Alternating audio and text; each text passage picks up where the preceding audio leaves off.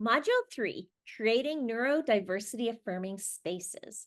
So this first module in module 3, this first video, sorry, in module 3 is about creating neurodiversity affirming spaces. In this video, we're going to talk about what would ideal accessibility look like. What would it look like and feel like to go into a place and feel truly welcome, to come just as you are? What would you want to see in these kind of spaces? And that answer might be very different for different people. It can be a challenge to create a fully accessible to all space because every individual will have their own set of needs or accommodations that would most benefit them. But overall, the feel of the environment has to be welcoming and ready to be either altered, or you'd be invited to use some sort of tool or accommodation to make it accessible. Or it would be set up so that you have all the information you need to decide for yourself whether a particular area is right for you.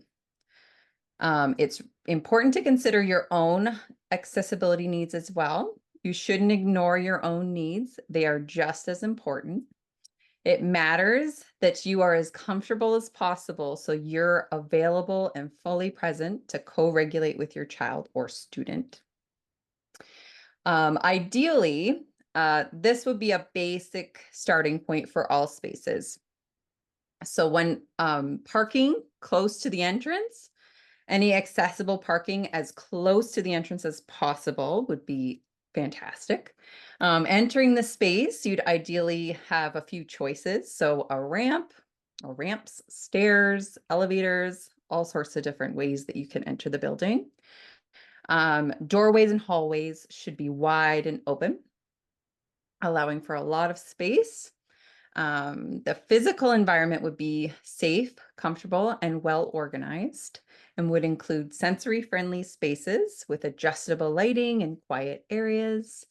There'd be visual guidance and signage wherever possible. So if there's a space that's not accessible, there should be clear signage indicating that it's not accessible. Communication would be clear, direct, and flexible.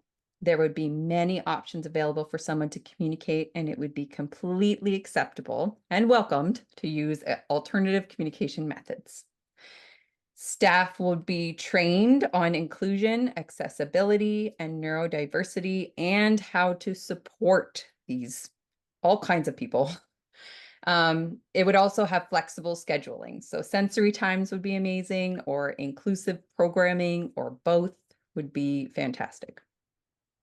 So that's awesome. That's a great starting point for that space. And hopefully we see some of that in spaces already. So I have a reflection question for all of you.